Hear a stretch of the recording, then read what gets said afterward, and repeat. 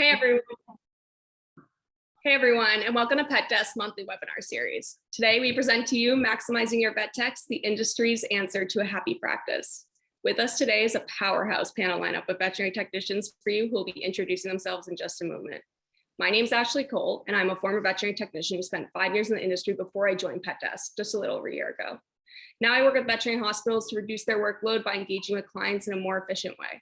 I'll be here to chime in with the experts and interact with you, so feel free to use the chat function or the Q&A feature at the bottom of your screen. But if you're not familiar with PetDesk, we are a veterinary client engagement tool empowering over 3,000 clinics across North America. So ask yourself, what would it look like if your staff had more time to focus on the things that matter, the medicine and the animals? Would that enable you to utilize your technicians to their full potential? Well, PetDesk can help. So without further ado, I'd like to introduce my colleague, friend, and moderator of this discussion, Mary Schwartz. Thanks, Ashley. Hey everyone, I'm Mary. I am a CVT with about 10 years of veterinary experience and went all through the ranks, starting at the bottom of the practice, earning my degree and moving up into practice management. A little over a year ago, I transitioned over to PetDesk, and now I get to do cool stuff like this, talk to some of my veterinary heroes.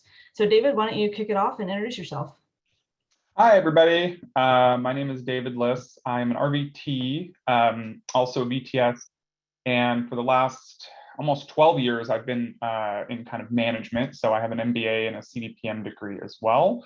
I spent many years in emergency medicine, and that was my first love, and rocked the floor. And I was a swing shifter, ride or die, and kind of moved up through the nursing management positions and have moved my career basically up until upper management. So it's great to see everybody. It's got a great panel today and really excited to be here. So thanks. Thanks, David. Ken? Hi, everyone. My name is Ken Yagi. I'm a vet tech specialist in emergency critical care and small animal internal medicine. I have also started from being a veterinary assistant to becoming credentialed, specialized, and through that, I've come up to be a supervisor, ICU manager, venturing out into public speaking and sharing my knowledge and all those kinds of things, and also involved in advocacy. Currently, I'm the Chief Veterinary Nursing Officer for Veterinary Emergency Group, and my mission is to reimagine emergency veterinary nursing and having fun impacting many people's lives. Thanks. Liza? Hello, my name is Liza Rudolph, and I've been working in veterinary medicine for about 20 years now. I started my career as an assistant, worked on the job for about 8 years before going back, sitting for the VTNE, going back to school, getting all the degrees. I'm also a veterinary technician specialist in small animal internal medicine and also canine feline clinical practice. And at this point, I spend most of my time focusing on education for technicians and providing relief services to some specialty practices in the Mid-Atlantic and Midwest regions. Very cool. Thank you. Megan? Hello, everybody. My name is Megan Brashear, and I have been in veterinary medicine for a little bit over 20 years. And I am an RVT currently in Indiana, and I'm a veterinary technician specialist in emergency and critical care. That is definitely my first love. And after dabbling in some other specialties, it's my only love. I am the small animal veterinary nursing manager at Purdue University. So I have been about 3 years in academia now. My role is a lot of admin, but since COVID hit, I have rediscovered the joy of working on the hospital floor and have been pulling quite a few shifts down there as well. So just really enjoying the Midwest. Just keeping those skills fresh. Paige? Hi, everyone. I'm Paige Allen. I'm a registered veterinary technician. I also have a master's in educational technology. I think I'm the oldster in the group. I did the math today, and I have been a registered veterinary technician for 38 years. I am currently the head academic advisor for our veterinary nursing program here at Purdue. My first love, truly large animal anesthesia. So I'm probably the only large animal person on this group today. I'm excited to be here. I'm also the current board president for the North American Veterinary Community, and we are the organization that brings VMX to Florida every year. So I'm happy to be here with my colleagues. Well, hopefully we'll see you this year at VMX, Paige. Last but not least, Stephen. Hey everyone, Stephen Cital, also an RVT out of California and VTS in lab animal medicine. I am also the executive director for the Academy of Laboratory Animal Veterinary Technicians and Nurses. And currently I am a lab manager at Stanford University. In my career of 16 years, so still less than half of yours, Paige, geez, that's amazing. I've worked in almost every facet. I guess I could say I'm a large animal anesthetist. I've done a giraffe and some lions and stuff, if that counts. So Large enough. Large enough. Well, let's dive right into it and tackle the main topic for what we're here for today. Vet techs, we're all overstressed, underpaid, undervalued. Why is this happening in our industry? So I'll start off the conversation as the oldster, right? So I think this conversation has been going on for as long as I've been in veterinary medicine. I think COVID has exacerbated a lot of the issues, and I'm probably gonna hop on my what do you call it, my soapbox for just a second. And I think where we have failed as a profession is that we haven't begun to advocate for ourselves. We have sat back and we have waited for others to fix this problem for us. And I think that this is the time for us to start stepping forward to thinking about empowering ourselves and having those conversations with our supervisors, our DVMs, and starting to really build those relationships so that they start trusting us to do things. Some of us, we just sat back and we wait to be told what to do. And I think this is our time to step forward and say, I can do this. Please let me do this. Let me show you how.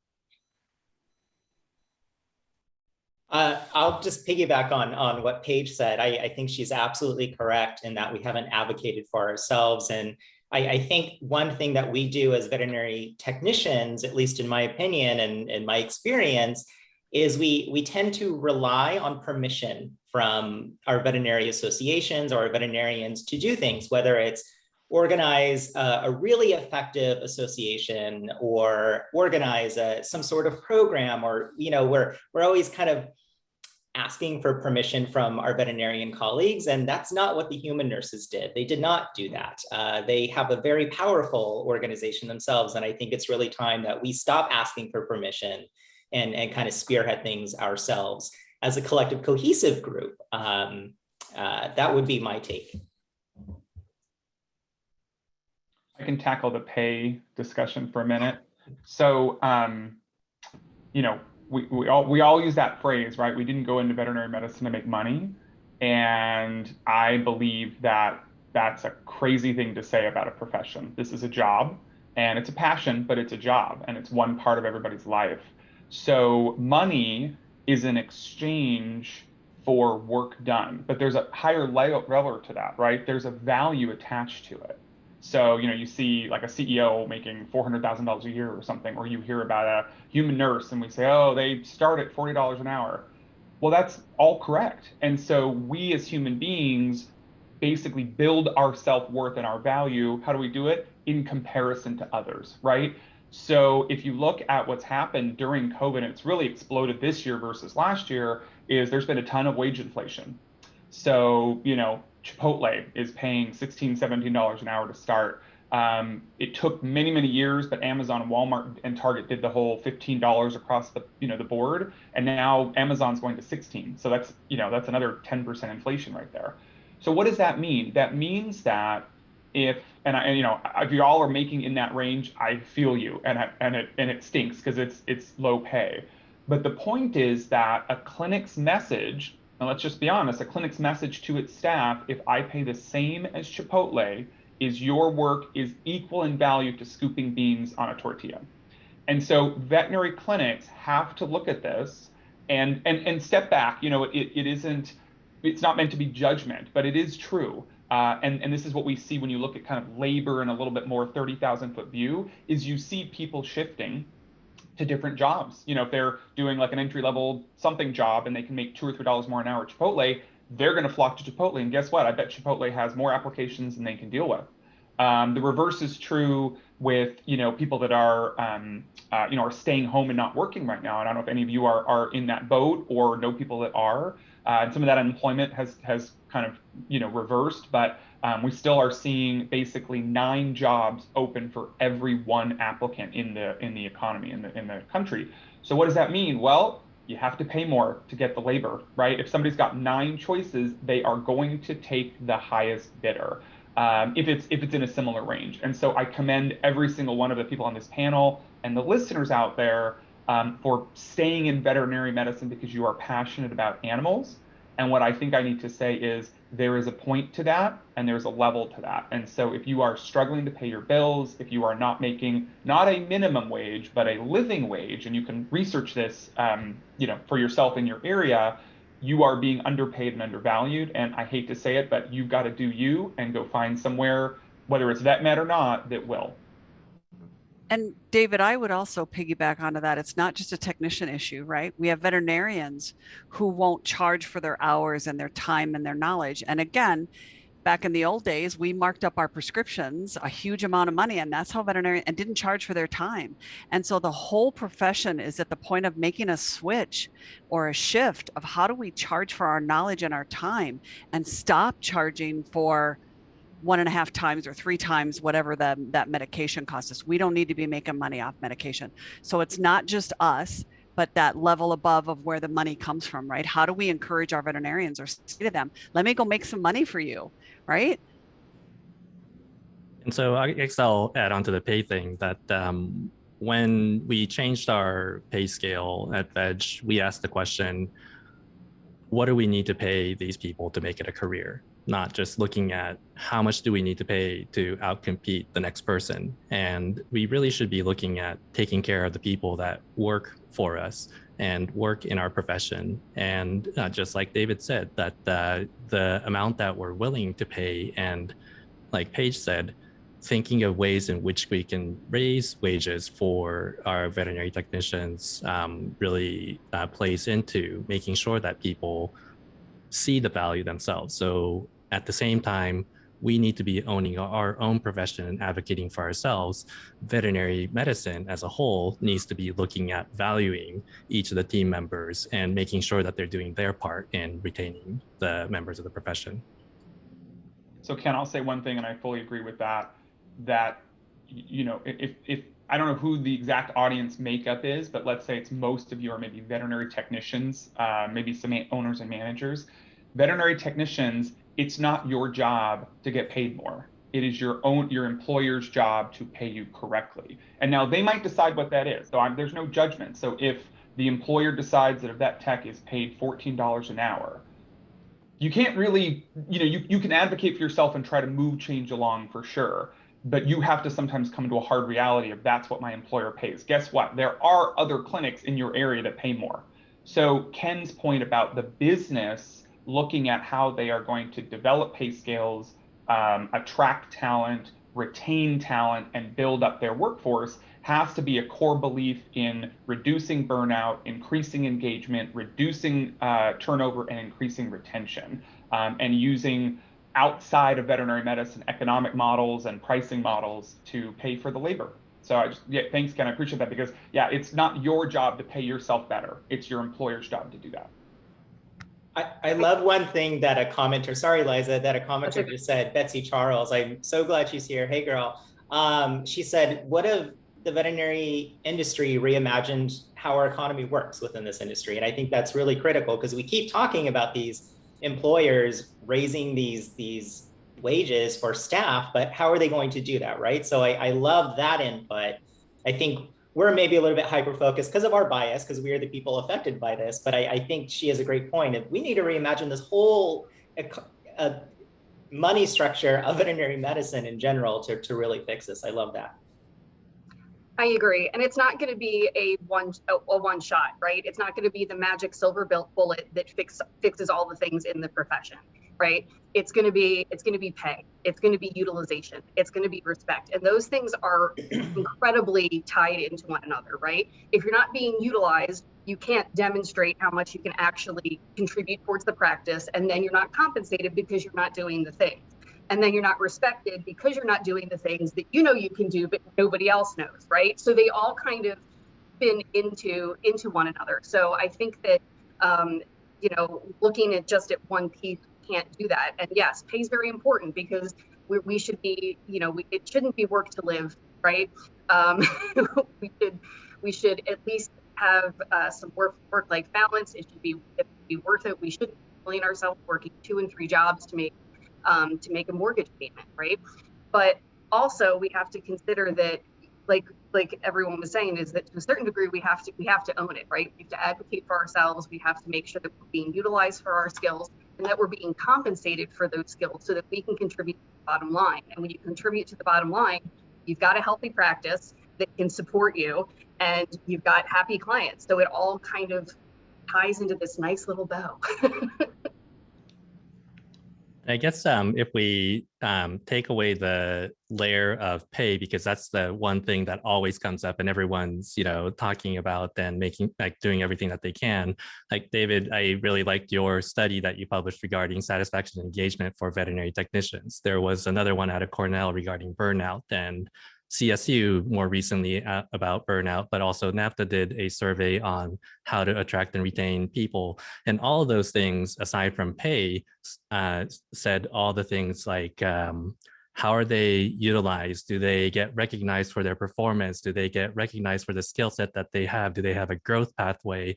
And do they have a voice? And so those are the kinds of things that we really need to be focusing on. So if you're looking to do something about this in each of your practices, then that's the next layer. Megan, I'd love to get your thoughts on this before we wrap this up. Every time I try to jump in, somebody says exactly what I was thinking, and there is so much to it. And I think we can't ever ignore the money piece, because especially right now, that's a big deal that's on everybody's mind. Veg came in and said, hey, we're just going to pay $35 to $40 an hour. And all the rest of us kind of looked around and went, all right, well, how are we going to compete with that? And it's not all money, it's culture, it's utilization, just like everybody is saying, that we want to be fulfilled in what we're doing. And this is a passion career. And I think so many of us fall into that and say, I do this because I love it. And we have accepted for so long, not awesome pay, not necessarily great working conditions, because we love what we do. But it's time as a group that we say, I want to love what I do, get paid enough to do it, and please utilize me for everything that I know and can actually contribute back. And I think all of this advocacy comes to us saying, this is what I know how to do. This is how much money I can contribute. This is how much money it costs to hire and train a new person.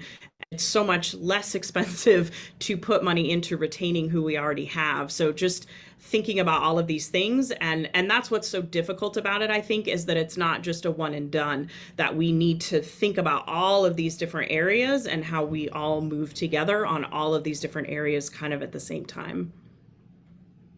Thank you. We're going to go ahead and see what our participants are thinking. We're going to launch a poll real quick and get some feedback from them. And while they're filling that out, let's discuss the question that Betsy sent in, kind of referring back to Stephen's point about having a strong united front, the way that human nursing does. Is there a middle way, a way that's more collaborative among veterinary technicians / nurses and veterinarians? Can we, and I stress we, make our own better way? Well, I'll hop in first because What a question. On that one. Here we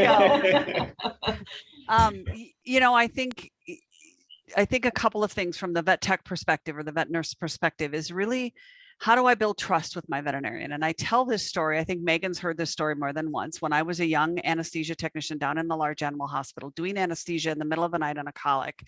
And I said to my surgeon, this and this and this is going on, and this is what I want to do. And he turned to me and he said, Paige, I need you to do anesthesia so that I can concentrate and cut on this colic. And that was the point in my career that I recognized that the veterinarian trusted me to do what I needed to do for that patient.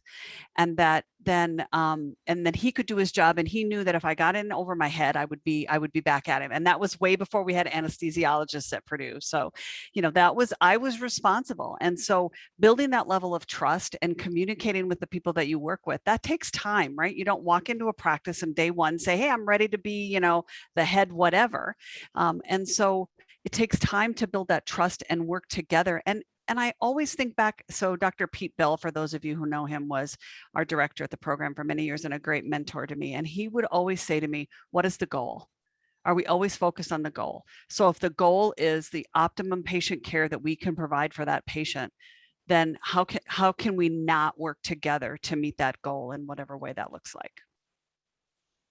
I think an easy way that's fun for us as technicians, especially those working in academia, and I think we'll hit kind of at the ground level, is teaching our veterinarians while they're in school how, and this I think is going to kind of merge into another topic we're going to talk about tech utilization, is educating those veterinarians, those soon-to-be veterinarians, about how to utilize your technician and how to build that trust relationship. It's so odd to me coming from an academic setting and working with some of these veterinarians, especially when they're students.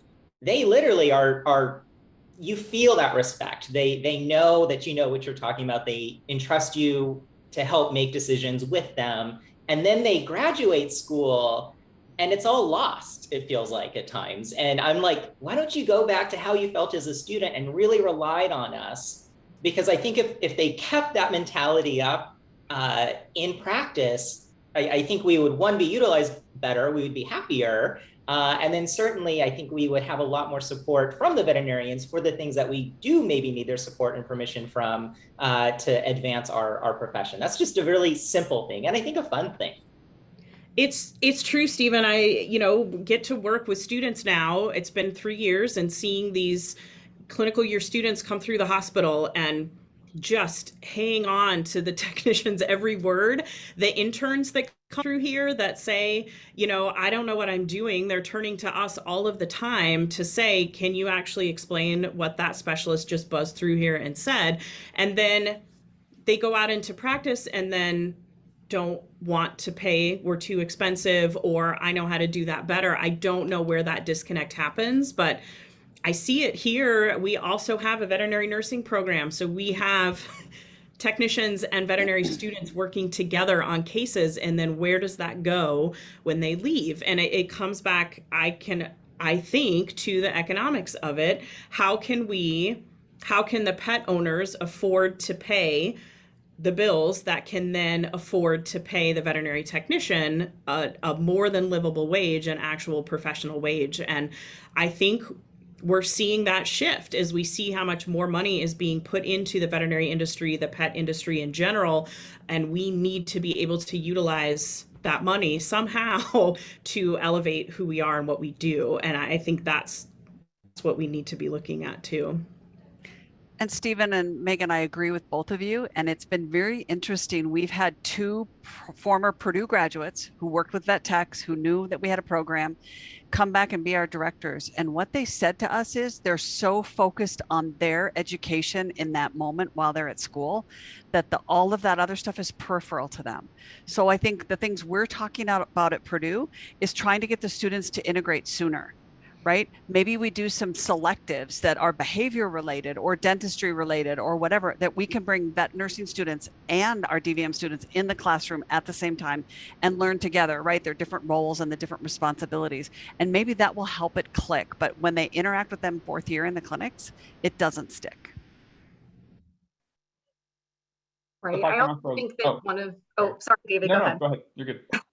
I was also going to say that I think part of the issue is just the lack of credentialed technicians, right? So that even if a veterinarian appreciated the technicians, knew what credentialed technicians can do, and then they go out into practice and they don't exist, right? There's no credentialed technicians to hire. So then you're relying on assistants, and this isn't a cut on assistants at all. I love veterinary assistants, and there's people that are assistants that have been working much longer than I have, much harder than I have, and rock it, right? But they don't necessarily have the same capabilities, especially depending on the State Practice Act. So then I think you get into this habit of, okay, techs can do this much instead of what we can do here because we're actually used to working with assistants instead of technicians. So I think that is a piece too. And also it just kind of goes on autopilot, right? And I think that we're guilty of this in a certain way too, when we're trying to train new technicians. Maybe they need to hone their IV catheter placement skill. And when you're busy, it's so much easier to be like, I'll just throw it in, don't worry about it. We can't do that, right? We have to support them in order to keep them in the profession and make sure that they're doing the jobs that they should be doing. And part of that, I think, would be to go back to that finance thing for a second. I think would be helpful to, we really, as a profession, I think we need to embrace pet insurance. I think we need to embrace wellness plans. I think we need to embrace ways so that owners can pay, because a lot of times it's not that an owner doesn't want to pay for whatever service, it's that they can't pay for it in one big chunk right now, right this second. So if we can do something about that and support them, I think that that'll get us a long way towards bridging that gap in getting the money so that we can pay the people.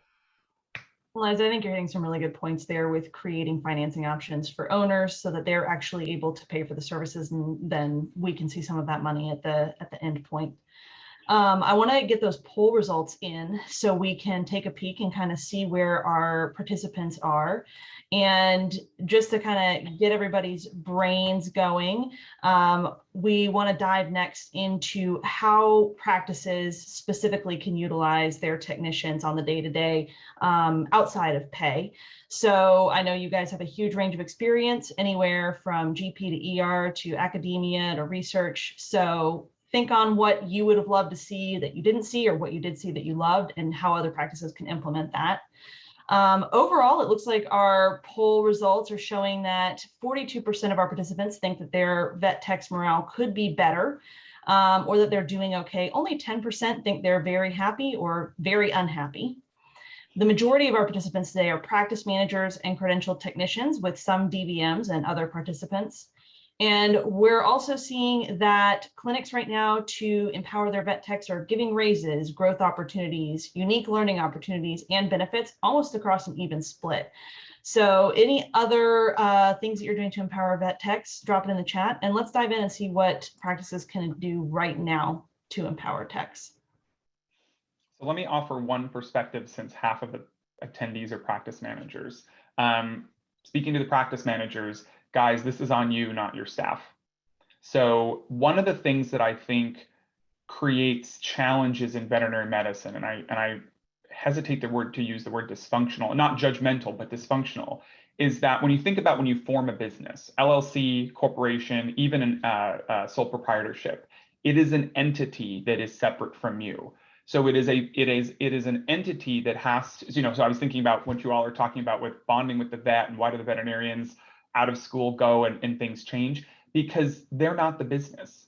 So if a veterinarian in any aspect is, like, what is their role, right? So their role is to put on a stethoscope, treat disease, do surgery. The business's role, whether it's the manager or the owner or workflow or whatever it is to figure out what everybody does. That's not the single associate veterinarian's job. And if you build a business where technicians have XYZ job description, and maybe it's not as expansive as we all want, but some sort of like, this is what technicians do. They go to the room, they put the things in, they do this and this and that. There probably wouldn't be as much of an issue, right? But if the technician's role at the core of the business is to say, what do you need, doc? What do you need, doc? What do you need, doc? That's not autonomy, and that's not a pretty well fleshed out job role. So thinking about all the things that you guys are mentioning, what Megan said as well, I thought to myself, the issue is that, if you have a business that is one person, so if look at PetDesk, right? It's not David's client communication software. It's called PetDesk. It's what the system does, and it's an entity separate from the founders of PetDesk. And the founders of PetDesk have managers and HR and all these other, accountants or whatever, that build a company, right? They build what Mary does. They build what Judy does. It's not the founder of PetDesk saying, Mary, let me give you my next tasks, or Mary saying, what do you need, Dave? What do you need, Dave? Right? So it's bigger than that. It's an entity, it's an organization, it's a structure. And so I think that really is one of the issues that small clinics, even larger clinics, face when you have kind of that level of micromanagement. That just, when you ask, and people have said, it's their license, absolutely, it's all these kind of pieces of control that a veterinarian might be concerned about. But you have to realize that that's not actually the way to run a business. A business is bigger than a singular person in it.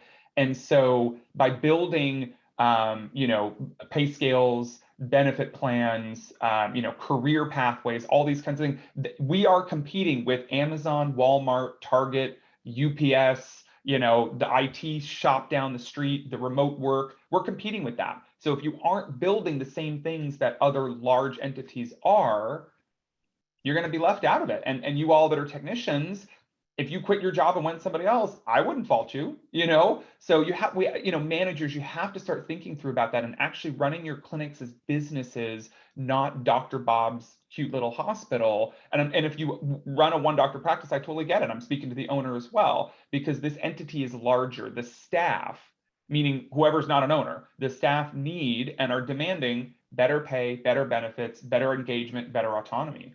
And if you just don't offer it, you're going to lose them.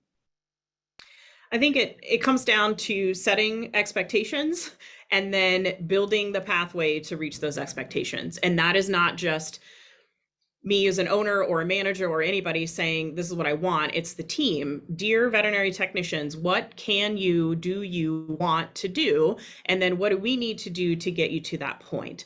I want to get to the point where we are seeing, this many tech appointments, and I think I can handle this level of rechecks and I can do this level of client communication and education. And okay, well, how are we going to get to that point? We want in our ICU here, all the different specialties and lots of different communication happening. And I want to get to the point where the specialists trust my team to be able to deal with these cases and make this level of changes. Okay, so how do we get to that point? What training do we need? What communication do we need? How do we get people to that point? Every hospital is going to be different. Every technician team is going to be different, but let's just start by sitting down and saying, here's our issue.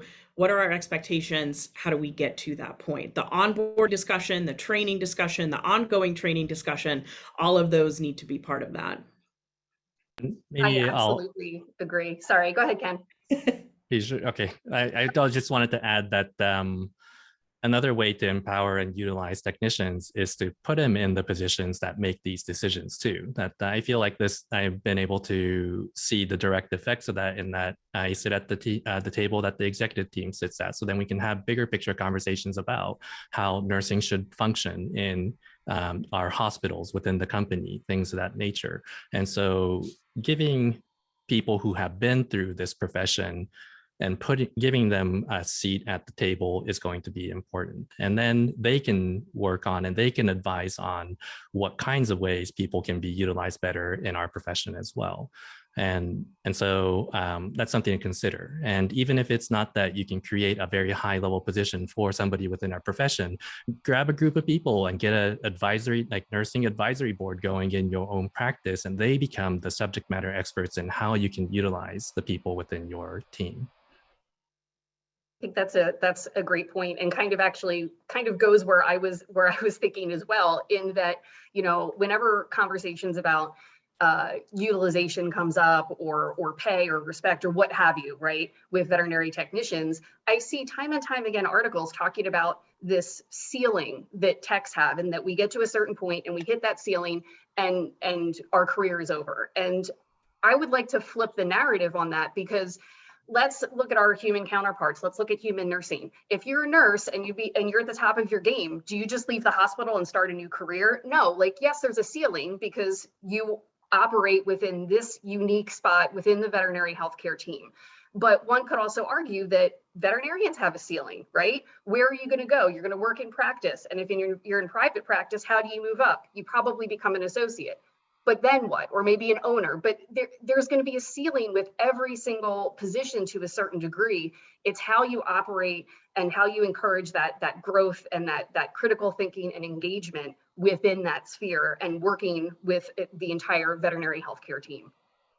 I love both of your points so much. Ken in particular, a seat at the table is probably one of the most effective things that I think we can do. And I think when we say a seat at the table, I guess I would push back and say oh, a group is very helpful, but I want an equal seat at the table. I don't want, oh, this is cute, we're going to involve the technician at the table, because I've seen that so much with industry, with private practices. Oh, we have space and we're hearing our technicians, we have someone at the table, but their opinion was never really was never really respected or listened to. So I think if they are going to be invited, they need an equal seat at the table, not just a seat at the table. And then what Liza had mentioned about a ceiling. Yeah, I mean, it's so weird. You know, I hear all these things like, oh, we need to be able to do more. No, I love being on the floor. I hate that our career path is, if I want to make more money, I need to be a supervisor. I need to be a manager. I need a practice manager. I hate management. I hate it. But that's like really been our only way to earn more money, when we should be able to earn more money taking really good care of our patients. I mean, I look at this group alone, we have several VTSs here, and we're all thrown into management. We are VTSs. Those VTSs are a clinical specialty. That's where our expertise is. That's where we should be staying to help our patients. It's odd to me that we have this weird ceiling and non-ceiling, and having to get out of the clinical work, which I love and is my passion, to make more money to stay happy. To stay happy. It's odd to me, and it's broken. And I mean, it goes to all the things that we've just said about inclusion and rethinking this whole market. Well, and I think everything you guys have said so far is so amazing. My head is just spinning around and I keep wanting to say 6 different things. And I think so part of my struggle, right, at an academic institution is our students are that 18 to 20-year-old, mostly female. And so I talk to them all the time about the importance of learning about financial information in a veterinary practice, and to ask those questions when they go for an interview. Are the financial books open so that they can have a conversation about what does it look like? What is revenue? What are expenses? How can I be, as a technician, or them as a technician, be a part of that conversation and help figure, and then the buy-in, right? You feel like you know what's going on, and you know maybe why there weren't raises last year, because here was where the bottom line is, and nobody got any money, even the owner, because we all think the owner gets money no matter what, right? But we don't think about all of the expenses. And Dr. Brown, our director, currently is talking to our senior students about asking for $25 an hour as a new graduate. And they are all absolutely mortified and have no idea how to do that, because they're 22-year-old young women who have never done this before. And so how do we help those young people learn how to have that conversation? Because I'm like, this is the best time. We are in such high demand. Everybody wants us. Oh, but wait, you want to go home and work at the practice where you practice as an assistant in high school, and you're not willing to move. Well, then you've kind of locked yourself in there a little bit, right? So having those conversations over and over again, and and so I'm going to slide to another topic a little bit of, why do we keep eating our young when they come into practice, right? Where is I just opened a whole bottle of things there. But why are we not encouraging and empowering the young people and helping them take over our jobs? I want someone to come and take over my job. I don't want to do my job forever. So why are we not doing that? Maybe that's the bigger issue as to why people leave. I mean, yes, pay is an issue, respect. But if I come in as a young technician and people are mean and hateful to me because I don't do things exactly like they do, why would I stay? Yeah, how do we break down that territorial fear that comes with having been in the industry a long time? And we did have a question in the chat that I wanted to get to that it can kind of tie into this, which is a frustrating disconnect between educated technicians versus assistants that are getting paid less for essentially the same job. So that can absolutely lead into some of that territorial fear-based behavior that we see in practices eating our young. What can we do about that? There's a lot of layers to this.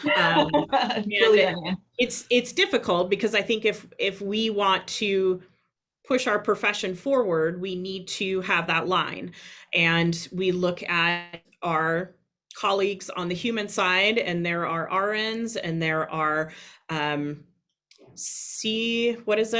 LPNs and and they have the nursing as CNAs. That's what I was trying to think about. They have so many different layers to that, and I feel strongly that we need to be able to continue to have the separation. And I understand that there are lots of hospitals who cannot get credentialed technicians, and that's why there's so much to this. But when we allow that to creep in to say, well, I am doing your job, how come you're getting paid that much more? It shouldn't be the same job. There needs to be that definition so that we can put technicians in the technician bucket. We can put assistants in the assistant bucket, veterinarians in the veterinarian bucket, and continue to move all of these people forward. I totally agree. Veterinary assistants are vital to us being able to do our jobs. But when we start to really blur that line, what are we advocating for? How are we able to move any profession forward if we're all still fighting amongst ourselves over, I know more than you, just because you went to school doesn't mean you're good. Like, we need to stop that so that we can all work together to move all of us forward. I think sorry, Megan. No, that's fine. Go. I was just going to say, I think some of this mentality where we see some of the older techs, holding on to a skill or a procedure that they know how to do that assistants or other credentialed staff don't know how to do, and hold on to it as some sort of like, this is job security, only I'm the one that's going to need this. Oh my God, that's such a huge problem within this industry, and something I've experienced several times. I love teaching people the things that like only I know how to do, because then I'm not burdened with it anymore. And then I think the more important thing when it comes to the pay is this also affects the amount of money that the practice can make, right? So I have seen procedures canceled because we didn't have the tech that knows how to work the scope that day, or I've seen procedures canceled because we didn't have an anesthesia tech available that day. When we are canceling services that can generate money for the practice, you are canceling your opportunity for a pay raise or for a bonus. So as much as I understand maintaining these skills for yourself as job security or whatever, you're not doing that. You are hurting the practice as a whole, you're hurting your colleagues, you're hurting the profession as a whole, and losing opportunities for yourself and your practice. And like learning the joy of paying it forward, right? That you get to, like, you've had people who have mentored you over the course of the time, and that's how you became came to be where you are today. So then you're doing that for the rest of the profession, would be how we would want the culture to be within veterinary medicine. Kind of going back to the veterinary assistant, credentialed technician conversation, which tends to get heated quite a bit. I kind of feel like we see patterns there, in that people who are not credentialed often say something like I don't see the point of becoming credentialed because I do just the same job. I get paid the same. Why go through school and get that credential? And then on the other side, credentialed individuals, I see things being posted on social media often saying something like, I became credentialed, but nothing changed. I don't get paid anymore. I don't do any different of a job. And I'm not even sure if I'm going to renew anymore. And so then, like, as a profession, we're propagating that dialogue of credentialing not mattering. And then on the other side with the businesses, when we thought through how we're going to create the pay scale, we wanted to make sure credentialing mattered. And so we set a difference based off of the credential, just because of that. Even though if they could do the same tasks, if you have the education, then we're going to place value on it. And so if the profession, people who are credentialed and non-credentialed, could start saying that it does matter, and the companies can start saying that it does matter, then as veterinary medicine, we should be able to say credentialing matters. And that's the direction that we should be heading in. It's a tough growth. And I think that's where we struggle, because we do work with amazing uncredentialed staff, whatever that is. And they are doing very specialized, you look at assistants in specialty hospitals scrubbing into surgeries and doing this, and we've had to do it out of necessity. But the hard conversation is being able to separate those things and being able to say, this is the limit, this is the line, and we have to stick to that. And there will absolutely be people that are lost in that, people who have great skill, people who have great knowledge, and just because they're not credentialed are going to get kind of put into this different category. And that's hard for us because we're all people, and we want us, be able to move forward. But as a profession, as an industry, we need to start recognizing where these lines are and start rewarding, yes, the educational component to it, and making that choice, even though it's hard, because that's what's going to help move us forward. Right. And it's not that an entirely unique position, right? Human nursing went through these exact same growing pains, where they were trained on the job by a physician, and then there were nursing schools, and then you had to pass a test, right? These incremental challenges happened over time. And there's not many of them left, but there are still RNs that are still in practice that did not go to nursing school because they are on the cusp of being retired. They're still practicing. Now, usually those RNs that don't have the same educational requirements, they usually stay within the same hospital, in the same group. They don't go to other locations because they don't have that educational standard, but they still exist. So the fact that nursing as alternative routes, some of those people still exist, tells us that didn't happen all that long ago, and that we can move forward as a profession by following pretty much essentially what they did. So I think that there's sometimes a little, I'll just take the counterpoint, or I shouldn't say counterpoint, but I'll speak up for some of the minority practices. There was a comment made about a CNA is not asked to assist in surgery. And when the best technicians at my practice are unlicensed, I'm not comfortable disrespecting their skill. And I think it's important just to recognize that there's a large number of practices that have a lot of unlicensed techs and maybe no licensed techs. So there's two parts to this. One is the business economic reality. You have to have labor to run a business. So there are some practices that, they might not be recruiting for a credentialed tech, that's fine. But many practices, I think these days say, I have a job out, I can't find one. Okay, fine. So it's not, I just want to clarify, it's not so much about disrespecting the unregistered assistant skill. So then I think we get into two buckets. I think we get into a group of practices or states that have a gap between what an unregistered technician and a registered one can do. And in that situation, it's very easy, right? You say these are the 3 or 4 or 5 bullet points of your job that only registered people can do. And you're able to pretty clearly, right, like recognize what the registered do. And if the business is smart, they create a certain job category and a pay scale according to that. And the other group of people can do 90% of the other stuff and absolutely have their own pay scales and can earn good money, but have a different title, whatever it is, vet assistant, tech assistant, whatever it is. It's the other group of states and practices, whether or not they operate in states that have practice acts and stuff, that I think is really murky. When you have a state that says, we don't recognize credentialing, I think a business has to look at that and say, you know what, legally, an unregistered assistant can do all the stuff, whatever those things are, right? Everything that's delegated to them by the veterinarian. I think a smart practice in that sense, you could take an extreme view, which is, okay, we're going to actually say only CVTs or RVTs can do these things and other people can't. Or I think the smarter business decision is to just live in the reality of unregistered technicians get to do a lot because the state, we're going to get the state to change and they will change the laws, but a business has got to run in the now, not the future, right? The smarter thing for the comment that was made about the disrespecting unregistered is just to say, let's say you want to hire credentialed techs or have some on staff.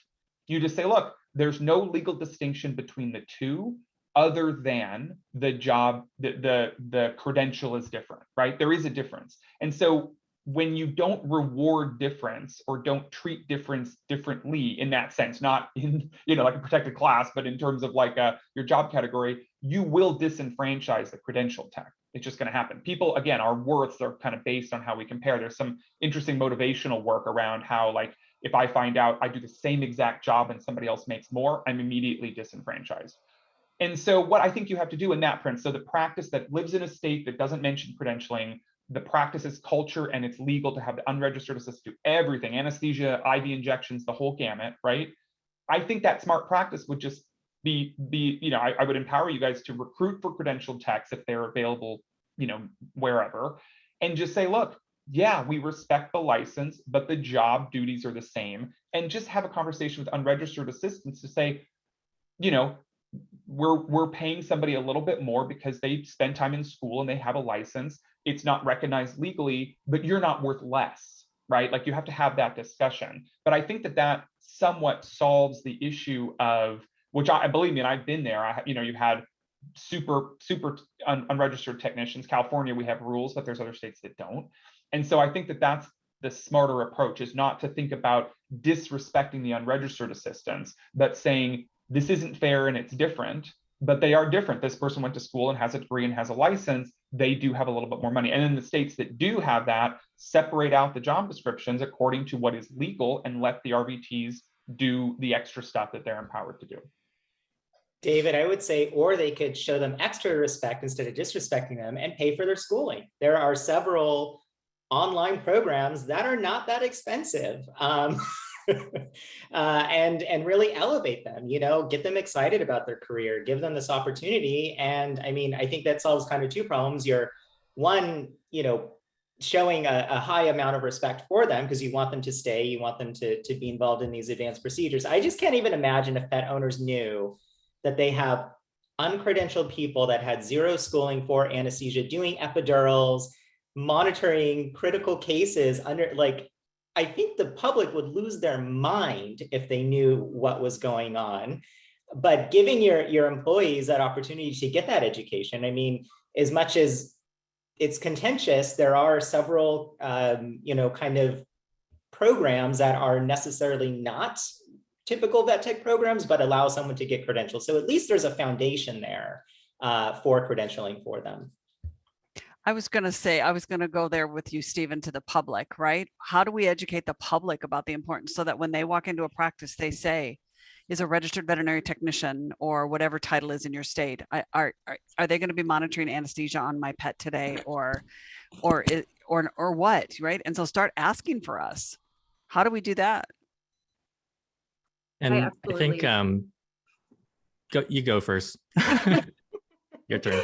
I was going to say that I absolutely agree. And also, there's a comment in here that says that there's some assistants that don't want to get their tech credentials, and that's okay. You don't have to be a tech to contribute to the veterinary healthcare team, right? You don't need to do that. But those that want to be technicians, that want to grow, that want to do more, it's a great idea to have some sort of tuition reimbursement or something, because ultimately more and more states are putting technicians into their practice act. They're starting to enforce things. So if I was a brand new assistant tech that wanted to go forward, I think it would be in my best interest to get the schooling, right? Because at some point it's going to turn around and bite me if I don't have that schooling. We're at that kind of cusp at this point. So I think that's really important to support them, right? Whether you want to be assistant or you want to go to school, support them. I think there are some amazing assistants out there who say, I don't want to be a technician.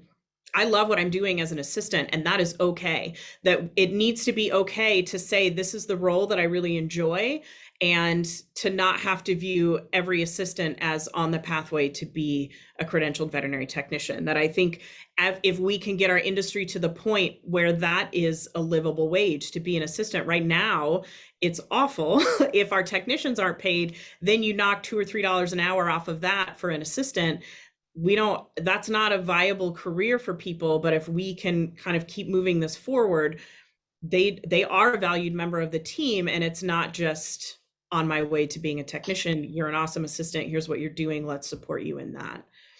And let me just add that as Liza's talking about the progression of the profession and how licensing comes in, and Megan's talking about amazing non-licensed individuals who have been in the field, as standards come in and as we spend more time in the profession, there's going to be less and less of those people that are going to be around. And on top of that, there's going to be more and more growth in veterinary medicine, our capabilities and the sophistication of the care that we're going to be providing, that education is going to matter more, in that you can't learn some of this stuff just by experience. And so just considering all that, it's going to naturally fall into place as time goes on, that the credentialed individuals are the ones that advance further and perform more advanced tasks and start doing a lot of the patient management thinking work, versus people who come in with experience are the ones that still do clinical work, but they're still a part of the team and support that kind of activity. And so things will change as time goes on. And for the people who are very experienced and are non-credentialed who want to continue in that pathway, we should be encouraging them to become credentialed and doing everything that we can. Is that called a self-limiting problem? But I think to an extent, we need to get buy-ins from, especially some of these smaller practices, that to the comment where the technician or the assistant wasn't wanting to advance to become a credentialed technician, that's fine. But until we get buy-in from everybody that these are the lines, these are the things a credentialed person can do, these are the things a non-credentialed person can do, we're still going to be stuck, you guys, until everyone is on the same page, until you make those lines definitive. within your own practice. So I fully understand. I was an assistant for years and I thought I could do everything. I'm like, let me do everything. But now that I'm credentialed, I'm like, holy crap, what was I doing? that was not appropriate. But we need, as a profession, again, to have some self-accountability and draw those lines within our practice, whether our laws in our state say we need to or not. And Stephen, I want to use that to lead into the last, big question I have for you guys, which is for those who aren't in a position of power, and oftentimes that would be practice managers in private practice, or, our CVTs, assistants, anyone within the practice who wants to start making these changes. What's a good way for them to approach their manager, for practice managers to approach owners and have these discussions? I think you just got to do it.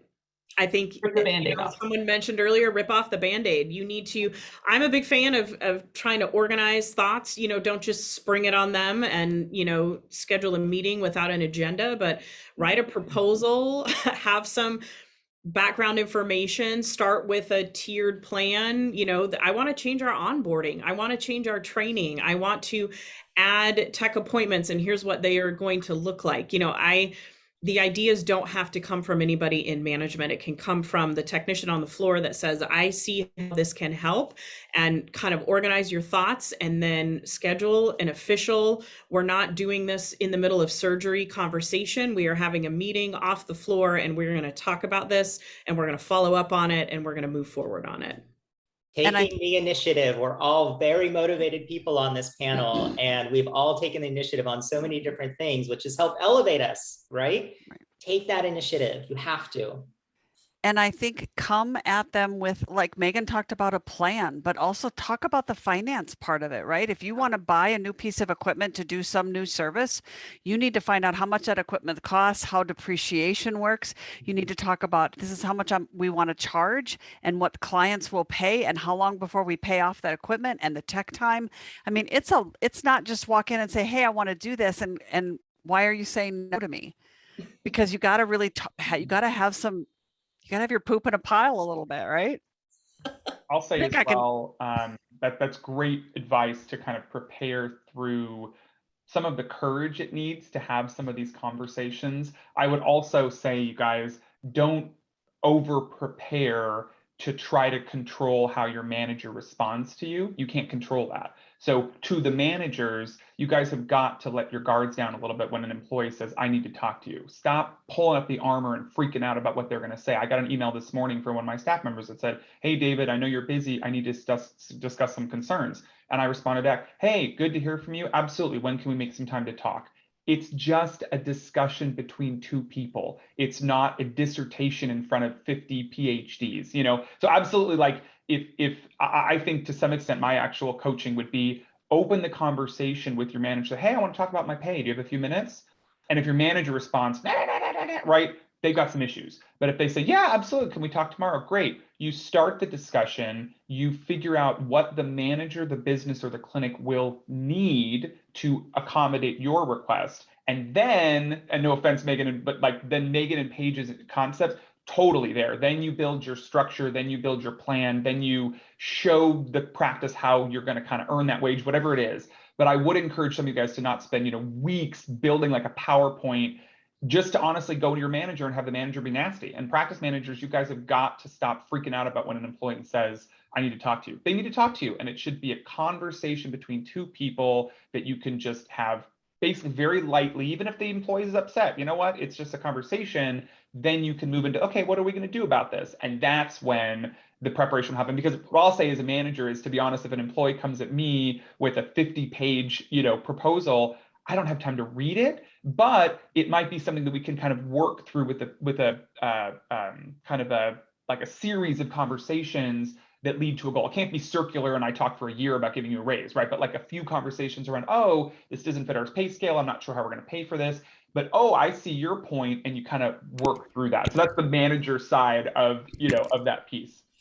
And if I can circle it back to how Paige started this whole conversation of saying that our profession needs to take our profession into our own hands, and also tying in Mary's point, which I think was a key message. How do we collaborate on all this? I think that sometimes we could fall into pointing fingers at each other on management's not doing this right or whatever it might be that we're doing, but building that solution together to solve an issue within the practice, I think is the best way to do it in a collaborative manner and make it stick, because then each of the parties involved are championing for that change instead of it being somebody trying to change somebody else on how they do things. Dr. Betsy mentions getting the veterinarian involved, and absolutely, I talked about earlier, asking for permission and learn when to collaborate. That's a perfect time to collaborate with a veterinarian, especially if it's for equipment, or if you're kind of their tech, get them to help advocate on your behalf. Your voice is just as important, but having that extra layer of the veterinarian involved is going to be super critical. And if always, go ahead. If always our end goal is taking care of the patient, right, and best patient care, how can anybody fight against that?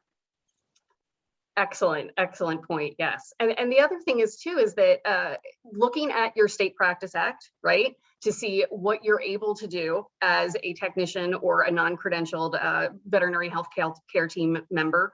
And also another thing that can be helpful is looking at that AVMA essential skills list, right? These are the things that technicians can do, because I do think going all the way back to where we started, that disconnect of what techs can and can't do.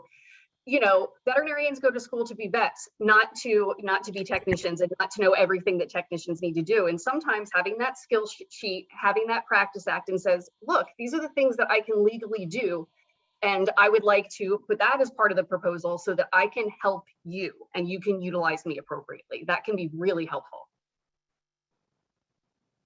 Well, this discussion has been incredible today. I can't thank you all enough for being here. I think that we could probably talk this through for another 3 hours and not even begin to scratch the surface of it. So thank you all very much. I know we all feel very passionate about these topics. Thank you so much for having us. Yeah, thank you. Thank you guys for this conversation. I mean, it was really impactful, insightful, and honestly powerful. Like, I feel empowered. I could go to any office right now and talk to any manager, I feel like. So I just wanted to chat about a few things before we finish this up. We don't want to forget that we promised to announce the winner of the Vet Tech Story competition. So Judy, can you take us off? Yeah, sure.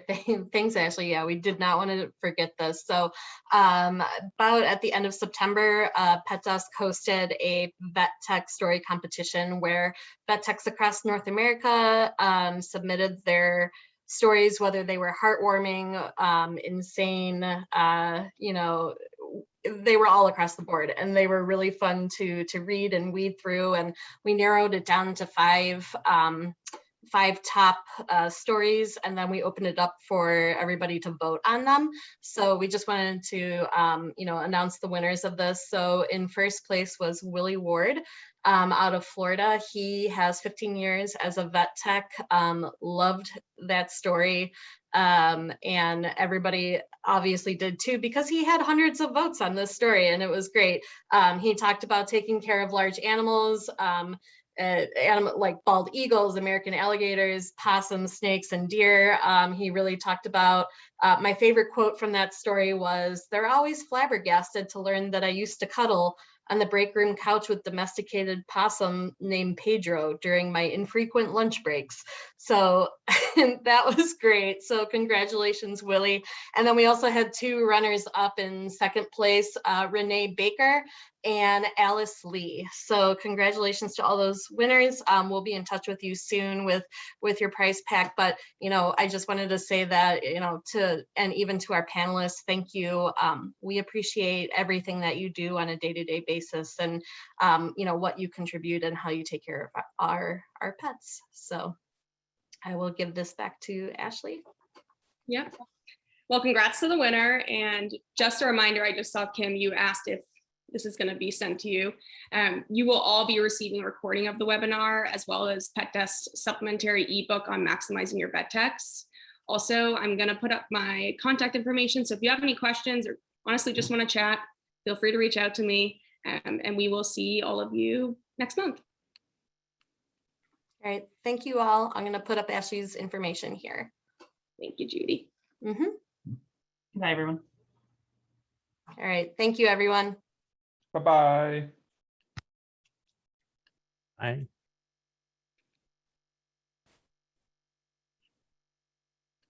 All right, bye. And done.